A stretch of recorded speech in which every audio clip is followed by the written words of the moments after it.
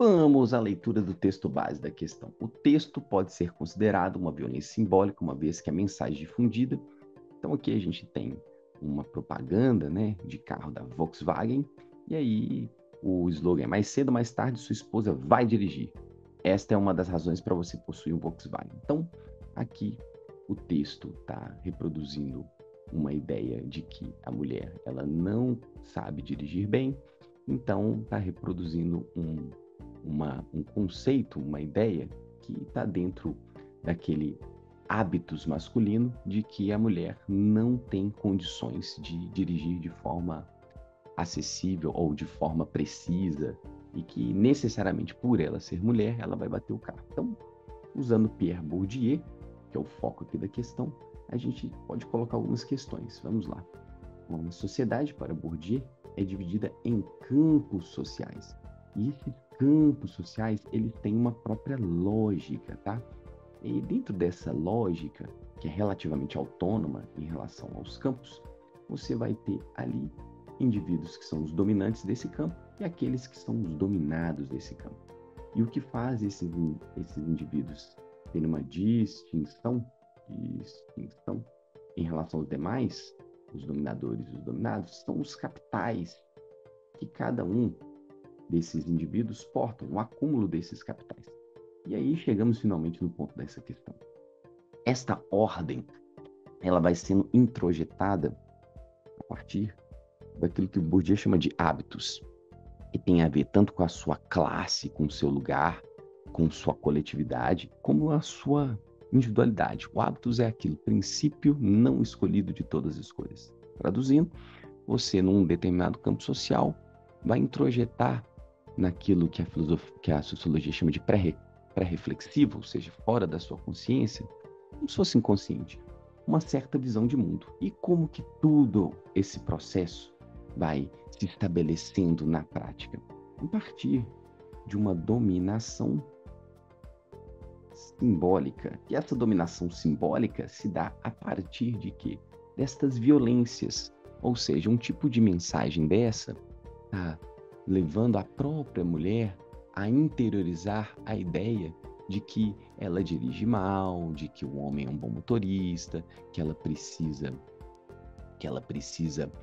confiar neste homem para dirigir o carro, porque ela não é tão capaz quanto ele. Então vai se formando um hábitos, ou seja, vai se despotencializando os capitais a partir de uma violência que tanto o dominante como o dominado vão aceitar, e isso vai manter o quê?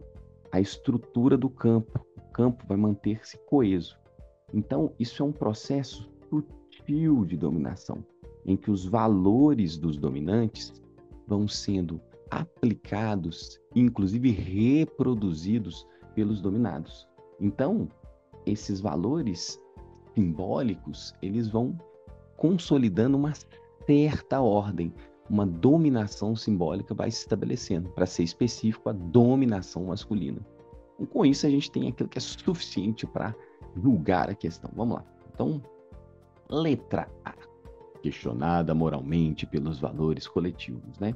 É o contrário, né? Você não tem aqui um questionamento dos valores coletivos. Você tem a reprodução de uma ideia de que a mulher ela não teria capacidade que o homem tem de dirigir. Então, aqui não é isso, né? Não é isso. Aqui você tem uma reprodução dessa ideia de que a mulher, o feminino, essa coisa, não está tendo as capacidades de fazer aquilo que o indivíduo masculino faz, tá? Então, não é a letra A, tá? Vai lá. Letra B. Interpretada sutilmente pelos agentes dominantes. Sim, essa é a nossa resposta. Nós temos aqui que de forma sutil, ou seja, imperceptível, na maioria das vezes, vai sendo estabelecida uma certa noção de mundo.